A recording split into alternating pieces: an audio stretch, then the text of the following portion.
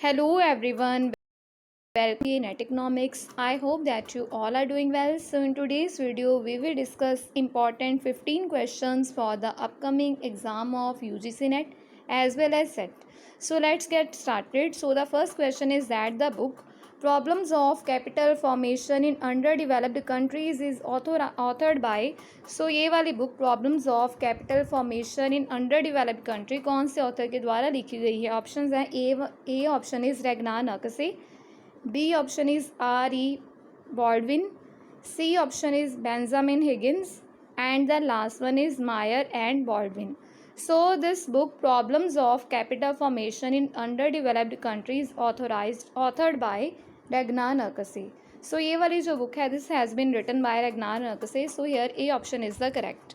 Now second question, who propounded wage goods model. सो इनमें से कौन से इकोनॉमिस्ट के द्वारा वेज गुड मॉडल जो है वो प्रोपाउंड किया गया है। ऑप्शंस है A option is Maurice Dobb, B option is A K Sen, C option is Vakil and Brahmananda and D option is P C Mahalanobis. So this wage good model was propounded by C.N. Vakil and P.R. Brahmananda. So here C option is the correct one.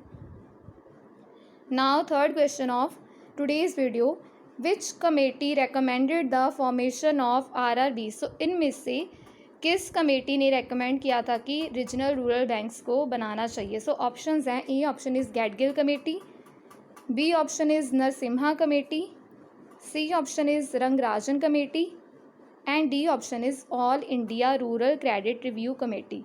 So Narasimha committee ने recommend किया था कि regional rural banks की formation होनी चाहिए। So here B option is the correct. Now fourth question, the first 5 year plan of India is based on. India का जो first 5 year plan था वो किसके ऊपर बेस्ड था। ऑप्शंस है A one is Vakil and Brahmananda model, B option is Harrod Domar model, C option is Mehla Nobis 2-sector model and last one is Leontief input-output model. So the first 5-year plan of India was based on Harrod-Domar model. So India का जो first 5-year plan था वो Harrod-Domar model के ऊपर based था।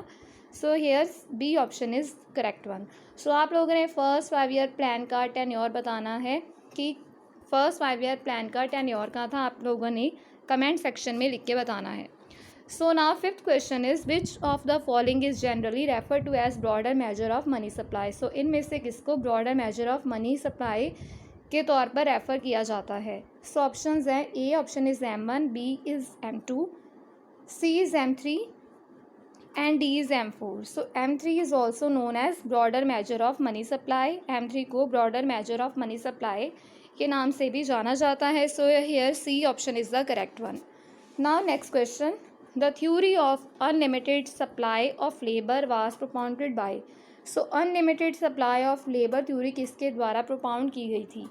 Options हैं A is Simon Kuznets, B is A W Lewis, C is Leibenstein and D is Ragnar Nurkse.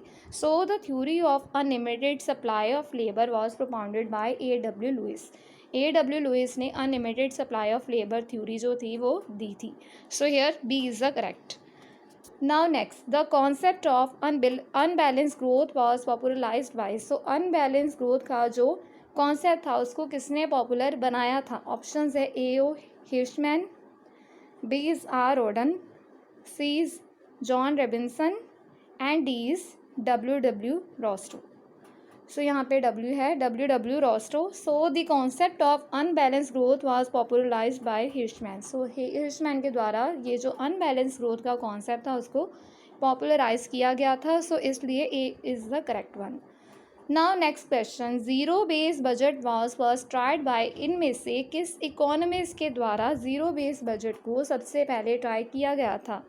सो हमारे options है A option is Philip E Taylor, B option is C V Brown, C option is Jimmy Carter and D is James Cutt. So zero base budget को first time try किया गया था by Jimmy Carter. So C is the correct one. Now next question, यहाँ पे हमें list दी है, list A one और लिस्ट टू हम लोगों ने मैच करना है। सो फर्स्ट है consumer equilibrium under Marshallian analysis, B is consumer equilibrium under indifference curve analysis. C is firm's equilibrium and D is equi-marginal utility. सो इनमें से सबसे पहले हम लोग कंज्यूमर इक्विलिब्रियम मार्शलियन एनालिसिस में कहाँ पे होता है, जहाँ पे मार्जिनल यूटिलिटी जो है वो इक्वल होती है प्राइस की. सो इट मीन्स ए किसके साथ मैच होगा, 2 के साथ. सो यहाँ पे इसको कैंसिल कर सकते हो, यहाँ पे इसको भी हम लोग कैंसिल कर सकते हैं. उसके बाद कंज्यूमर का इक्विलिब्रियम इंडिफरेंस कर्व एनालिसिस में कहाँ पे होता है, जहाँ slope of indifference curve equal होती है स्लोप ऑफ बजट लाइन की, यानी कि जहाँ पे margin rate of substitution equal होती है price of X over price of Y के. उसके बाद है फर्म का इक्विलिब्रियम. सो फर्म का इक्विलिब्रियम कहाँ पे होगा, फर्म का इक्विलिब्रियम होगा जहाँ पे marginal rate of technical substitution equal होगी डब्ल्यू ओवर आर के और D is equi marginal utility. So equi marginal utility का क्या फॉर्मूला होता है, marginal utility of X over price of X is equals to marginal utility of Y over price of Y. So यहाँ पे हमारा जो करेक्ट क्या बनना चाहिए, यहाँ पे सीक्वेंस क्या बनना चाहिए, बी का होना चाहिए फोर्थ.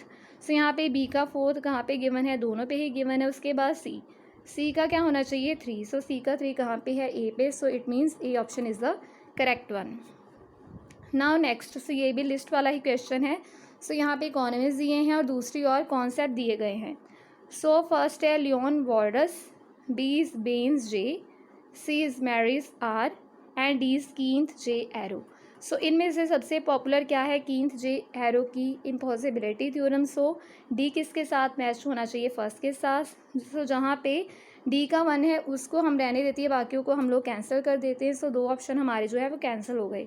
उसके बाद बेन्स जे. सो बेन्स जे ने क्या दिया था, लिमिट प्राइसिंग का जो कॉन्सेप्ट था उन्होंने दिया था. सो बी का क्या होना चाहिए 3. सो यहाँ पे बी का 3 दोनों पे ही गिवन है. उसके बाद है Marris R. So Marris R ने क्या दिया था, model of managerial enterprise. So model of managerial enterprise किसने दिया था, मॉरिस ने.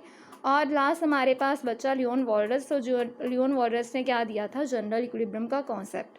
सो यहाँ पे ए का क्या होना चाहिए सेकंड, बी का क्या होना चाहिए, यहाँ पे ए का सेकंड, उसके बाद बी का 3, नेक्स्ट यहाँ पे सी का 4 और डी का क्या होना चाहिए, यहाँ पे डी का है फर्स्ट.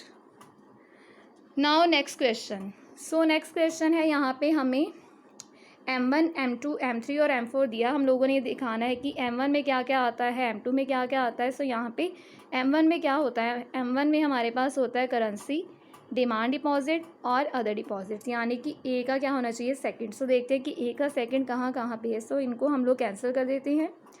उसके बाद है M2. सो M2 का देख ही रहे हो कि बी का थर्ड दोनों पे ही गिवन है, यानी कि बी का क्या होना चाहिए 3.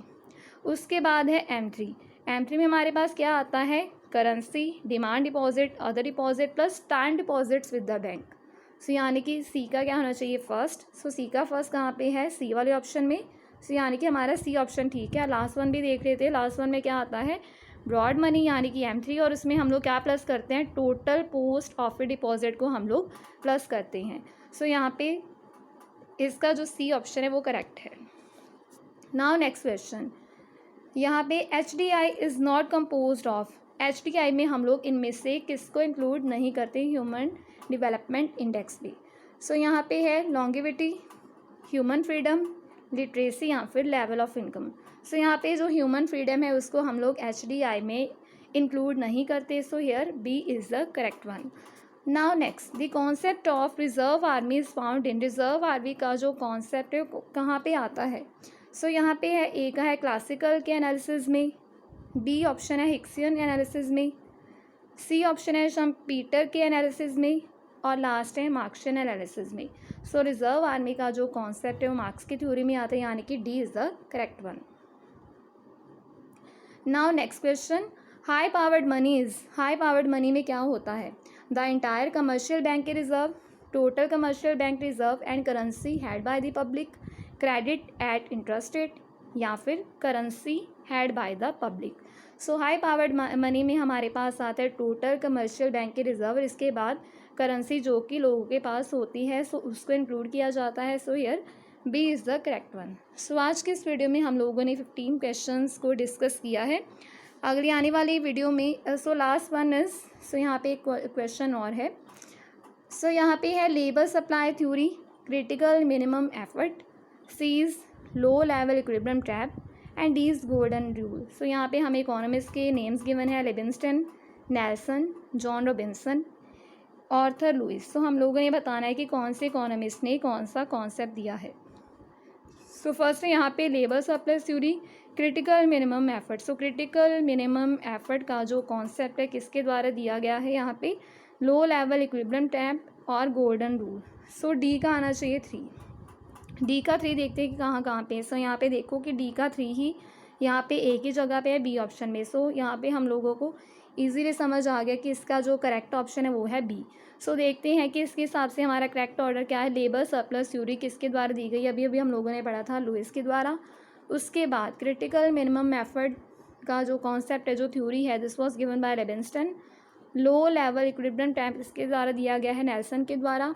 और इसके अलावा गोल्डन रूल किसके द्वारा दिया गया है, जॉन रॉबिन्सन के द्वारा। सो आज के इस वीडियो में हम लोगों ने 15 क्वेश्चंस को डिस्कस किया है। सो इन 15 क्वेश्चन में से आपका कितना स्कोर बना है आप लोगों ने ज़रूर कमेंट सेक्शन में बताना है। सो 30 मार्क्स में से आप लोगों ने कितने स्कोर किए हैं आप लोग कमेंट सेक्शन में लिख के बताओगे। So this was all about today's video. Thanks for watching.